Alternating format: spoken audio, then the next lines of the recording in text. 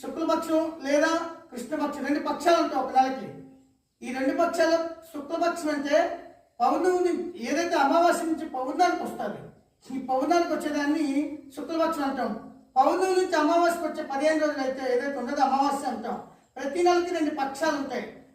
అలాగే ఈ యొక్క భాద్రపద మాసం ఏదైతే ఉందో ఈ యొక్క మాసంలో వచ్చేటటువంటి మహాలయ పక్షం అంటే ఈ మహాలయ పక్షం దేన్నంటామంటే ఈ 15 రోజులు ఏదైతే పౌర్ణమి నుంచి అమావాస్య వరకు వచ్చేటటువంటి 15 రోజులు ఏవైతే ఉన్నాయో ఈ రోజుల్లో మన యొక్క పూర్వీకులు అంటే మన యొక్క ముఖ్యంగా మన తల్లిదండ్రులు ఎవరైతే చనిపోయిన వాళ్ళు ఉంటారో వాళ్ళకి మనం పిండ ప్రదానాలు చేయలేని వాళ్ళు ఈ రోజు 15 రోజుల్లో ఈ మాసంలో పిండ ప్రదానాలు చేసుకోవాలి.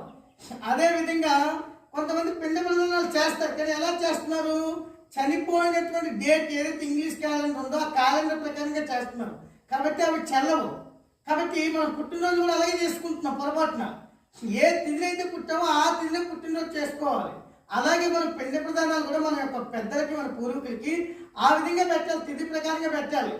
కాబట్టి ఇటువంటి తిథి ప్రకారంగా పెట్టట్లేదు కాబట్టి ఈ మాసంలో ఖచ్చితంగా వాళ్ళకి పిండ ప్రదానాలు చేయించుకోవాలి మన పితృదేవతలకి.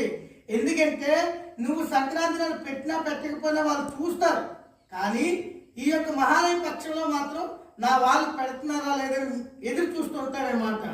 ఒకవేళ పెట్టడానికి వీలు కాని సమయంలో, పెట్టడానికి మనకి సమయం దొరికిన సమయంలో కనీసం అక్కడ ఉన్నటువంటి గుడిలో ఏదైతే విష్ణు ఆలయాలు కానీ శివాలయాలు కానీ చూడండి, విష్ణు ఆలయాలు కానీ శివాలయాలు అంటే వినాయకుడి గుడి, అయ్యప్ప గుడి, లేకపోతే అమ్మవారి గుళ్ళు, ఆంజనేయ స్వామి గుళ్ళు ఇలాంటి గుళ్ళలో కాదు.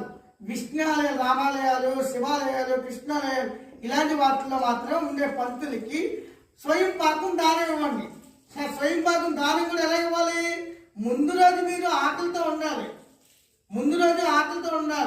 ఉండి మరుసటి రోజు దానం ఇవ్వాలి. అలా ఇస్తే మాత్రం ఈ మహాలయ పక్షులు మీ యొక్క పితృదేవతలకి వాళ్ళు మీ సంతోషపడతారు. కాబట్టి ఈ విషయాన్ని మన హిందూ బంధువులందరూ కూడా గమనించవలసిందిగా మనమే. గోవిందా.